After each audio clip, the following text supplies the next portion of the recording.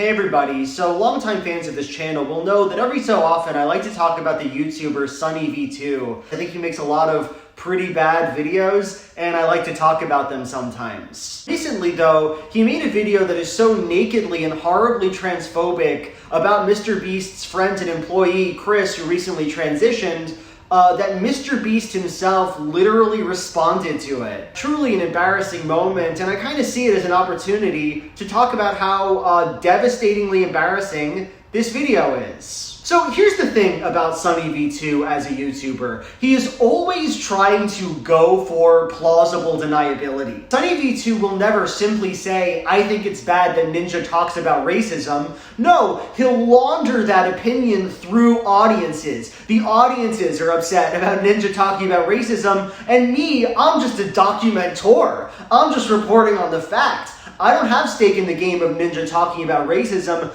I'm just reporting on the news. This is obviously the case with Chris, Mr. Beast's employee and friend. He's not going to come out and say, I think it's bad when people transition. No, he'll just surf the internet for the most heinous, disgusting comments about the transition and report that information as though he doesn't have stake in the game. Chris went from lighting campfires and raising a family with his beautiful wife to now trying to be a wife with his man buns and long nails. There goes a father figure the kid won't ever be able to look up to. Hard times create strong men create good times create weak men, and weak men create hard times. Weak man times. It is, by default, an extremely cowardly and embarrassing way to make videos, but in the case of this new video, it's like way worse. So right at the end of the video, SunnyV2 says this about Mr. Beast's situation vis-a-vis his trans friend. And if we've learned anything from Hollywood in recent years, it's that adding over-the-top LGBT characters for the sake of relatability rarely works as intended and is often nothing more than a distraction from the premise of the movie or video. I think Jimmy is in an inescapable situation. If he kicks out Chris, cancelled. If he don't, his channel will die for real. An inescapable situation is a pretty good way of describing the drama, which is also why it deserves the harsh label of being a nightmare. Jimmy has no option but to publicly express acceptance of Chris's transition, as silence or even worse, disapproval would come with obvious severe repercussions. He's not saying anything in particular about what Chris should do or about whether or not Mr. Beast should fire them. No, all he's saying is that Chris, the human being, is a liability to the brand and that maybe they might need to be snipped off. Maybe Mr. Beast is in a difficult predicament and might desperately want to fire his trans friend Chris, but can't do that because he'd be canceled. I honestly think that if SunnyV2 had just come out and said, I don't like trans people,